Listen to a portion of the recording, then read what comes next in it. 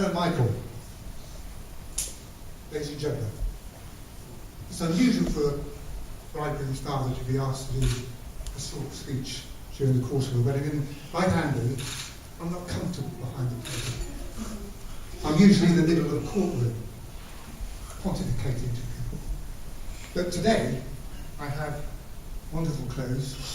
Everyone looks absolutely gorgeous and very handsome, if I may say so. And to be frank, I feel like Fred Astaire.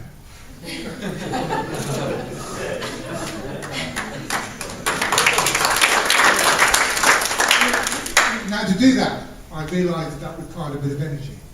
So I decided that I would go along to the local gym and train for this particular moment, this particular time. So I went along to the gym and I said to the guy that I met, I said, I've got to make a speech at my son's wedding, and I would really like to do it energetically in the first part, the impact. And he said, yes, certainly, sir, I can do that, voyons. So I said, I'd like to do the splits in particular. So he said, well, how flexible are you? So I said, well, I can't do Tuesdays and Thursdays.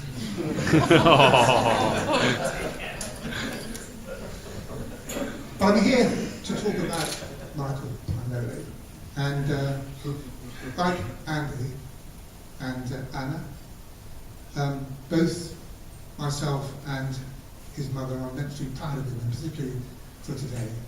He looks absolutely superb, and we're very proud of him indeed. But those of you who know Michael, and those of you who may not, he's a bit of a musician on the side. And he plays extremely good guitar. When he was a young baby, I used to go into the bedroom and play the flute to him. And he used to fall asleep. Now, any musician will tell you that anyone who falls asleep whilst you're playing to him is disgraceful. Very upsetting. He's never apologised to me to this day. But Michael's a very determined and very focused young man, and he is also very competitive. You probably noticed that, those who met him and know him. And whenever he came to stay, he was always somebody who didn't like to lose. And games of Monopoly and games of billiards and all manner of games would never ever finish, because the table used to go up against the wall, and Michael used to be very competitive at those sort of things. But notwithstanding that, he showed an aptitude some years ago for being a fireman. And we were somewhat surprised when he joined the police force. Because some years ago we were in France, and we parked the car in a town, and we said to Michael and his brother Alan, we're going to do some shopping, and whatever you do, don't touch anything. So we went off for a few minutes, left them ready for a minute or two. When we came back, the inside of the car was absolutely coated in this powder. And all we could see was two faces staring at us with 4 eyes, and nothing otherwise than 2 young men covered with white powder. And when we opened the door, someone had set the fire extinguisher on. It was him. Now, to this day, I still do not know which one of you did it. But we suspect it was Michael, because we thought we were trained to go in the fire service. But I think the colleagues of him who are here in the police service do not realise that although he drives the police cars in Bath and Surrounding District, he actually learned to drive with me, partly, on Bodmin Moor. And on Bodmin Moor, we used to take an old Vauxhall Astra, gold Vauxhall Astra, and on many occasions, Michael used to want to take hold of the car and drive across the moorland, not the roads, the moorland, chasing sheep. and many sheep were scattering in the distance. And on one occasion, his skills as a driver were shown exactly what they were like at that time, because he wasn't old enough really to drive. He decided to take my car out of the drive, and we were just getting ready to go out.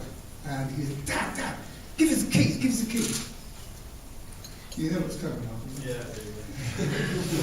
He said, Dad, give us the keys, give us the keys. So I said, what are you going to do? He said, I just want to open up the car, just want to open up the car. So he got into the car, and we were just getting ourselves ready to go out the front door. And suddenly we heard a mighty crash. Oh my God! And the granite pillar that stood at the side of the house, 2 pillars at the side of the house, had been demolished by Michael in the car. Now, I'm actually pleased to say that about 2 months ago it was repaired. And it cost us £650, so now you're going to be £650. Checks in post there. But Michael's interest in cars extended to the point where he was very keen to buy his own vehicle, and he decided to give himself a job working in a garage, miles from anywhere, in the middle of Dorset, between Sturmouth and Newton and another village called Maiden Newton. And the chap who owned the garage was a very country person, very Dorset person. And he talked like this, you know. And one day Michael was in the garage, and Michael used to do the forecourt, help all the people who came in for some petrol. But this particular day, this huge car came into the forecourt. And the owner of the garage said to Michael, no, I'll take this. He said, I'll take this. You stay there. I'll take this. But Michael wandered out of the car. And the guy said to the guys who got out of the car, he said, well, he said, what can I do for you? So the gentleman said, could you fill up, please? He said, yes, certainly, sir. He said, a lot of petrol will go in there, though. So he said, that's okay, that's all right, the petrol's all right, just fill it up. He said, lovely car you got here, he said. I hadn't seen one of these before. He said, why is it? He said, actually, he said, Rolls Royce. Rolls Royce, he said. Oh, dear me, he said, that must have cost a lot of money. How can you afford one of that?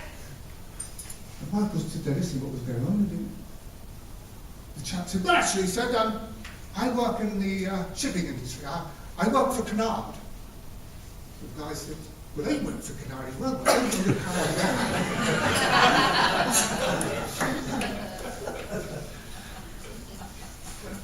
But finally, I've had an email from Mr. Louis Suarez.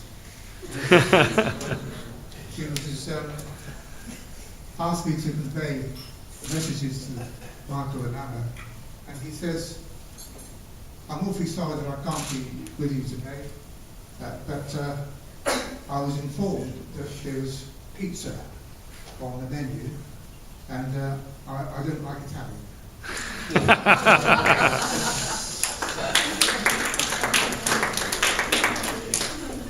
But today is a celebration of the marriage of Anna and Michael, and coming together of the Parkman and the Simmons family. And it's very nice to meet those who have not met before.